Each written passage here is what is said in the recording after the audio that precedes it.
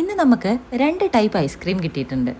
ഒന്നിതാ ഈ കാണുന്ന ബ്ലാക്ക്ബെറിൻ്റെ ഫ്ലേവറും പിന്നെയുള്ളത് ഈ ബദാം കാഷ്യൂ ഫ്ലേവറുമാണ്.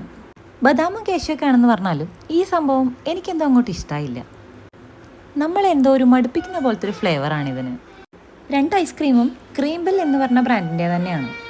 പക്ഷേ ഈ ഒരു ഫ്ലേവർ മാത്രം എനിക്ക് അങ്ങോട്ട് പിടിച്ചില്ല.